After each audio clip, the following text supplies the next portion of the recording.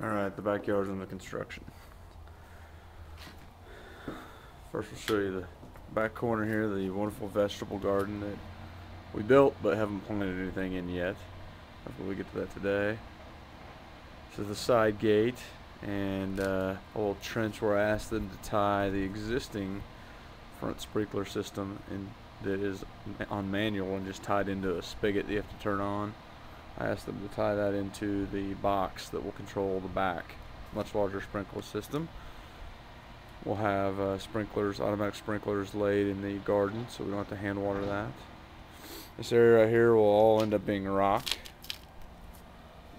like areas you'll see in the rest of the yard. This is going to be our seating wall that we're having built. That's a column, the taller thing with a box on top, and then the actual wall is finished other than the capstone that will kind of separate the patio partially from the backyard and give you a little more seating. There's the nice block wall fence. This is a Bradford pear that we have, pretty good size one right now. It was just planted, and then the next tree down. These little bigger green bushes are supposed to get to 6 to 8 feet tall, so we'll see about that. And then they have some of the smaller ground bushes like right there. There's a red autumn blaze maple that turns red in the fall. It's very skinny. Another pear tree in the corner.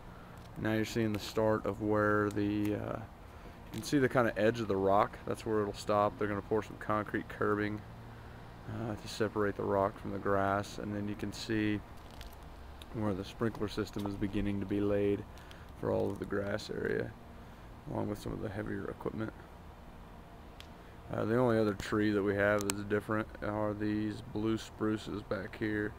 We put those in the backyard because they don't lose their leaves and will give us a little screen, and even in the winter, from that house. Here's the pavers that are extending our patio.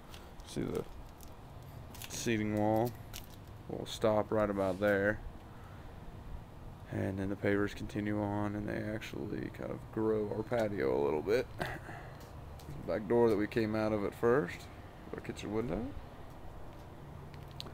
Well, that's the rest of the yard. We'll go show you the shed. The last thing, the most important thing, to unclutter my garage. You can see the back gate, 11-foot wide gate I put in, which is paid off to bring all this rock and big equipment in, and the shed. This will all be rock back here, but you can kind of see how the house opens up back here. There's your porch that we just stepped off of, and it walks along here, and there's the shed. So I added all this concrete back here.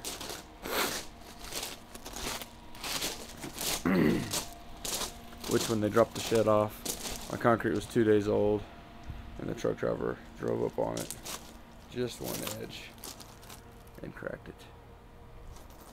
I laid that pad down there. It'll be a little kind of storage area, maybe wood, don't know, sure. And here's the shed. It's a 9-foot wide. As you can see, it barely fit in my hole. I was a little nervous when they were dropping it off that my measurements weren't correct.